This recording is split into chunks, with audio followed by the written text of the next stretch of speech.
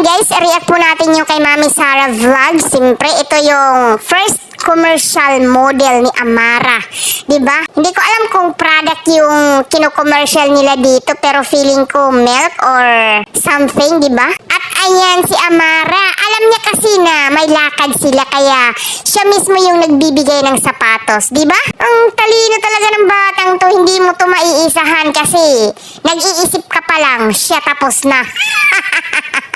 Tingnan mo, tinitingnan niya yung sarili niya sa salamin kung maganda na siya. Magandang maganda ka talaga, Bibi Amara. Nako, hindi yan maipagkakaila na sobrang ganda mo. Diba? Perfect combination yung mami at daddy mo. Napakagwapo ng daddy mo at napakaganda ng mami mo. Tingnan mo.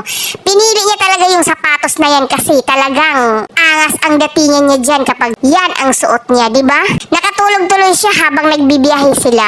Yan kasi napagod sa kakulitan. Mamaya yan, sigurado ako pagising, iiyak yan. Ang solusyon lang yan is pagkain. Diba? Ayan yung mga damit niya na susuotin sa commercial. Wow, talagang pasikat na talaga yung bibi ng lahat.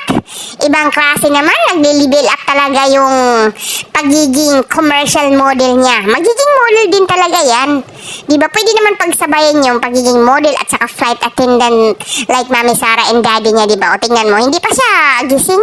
Tulog na tulog pala siya. Paalis na po sila. Yan, pero bit-bit na bit-bit ng mini niya, Yaya. Diba? Pinatulog muna kasi mamaya yan, magwawalwal yan. Pag sana hindi, no? Ayan, nagising, sabi ko nga sa inyo, diba? Pagkain talaga yung iniisip niya. Ay, ang saya-saya niya. Para siyang si Daddy Vince. Masaya kapag nakakita ng pagkain. Naku, talaga namang lahi talaga to ng mga factories ng pagkain.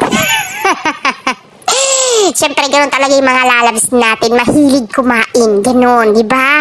Support na lang tayo kasi din lahat namang tao mahilig kumain. Ang saya-saya niya, no? Kasi nakakain na siya, di ba? Ready na daw siya sa pictorial niya. I mean, commercial na gagawin niya, di ba?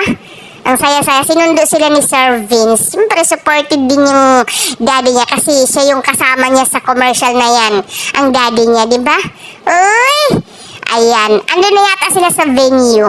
Nag-ready-ready na rin sila kasi para naman makuha kaagad yung pinakamagandang shoot. So, yun lang po yung update natin sa mga lalabs natin. Ang tabayanan ulit natin kung ano talagang ganap sa susunod na kabanata. Bye! Love you!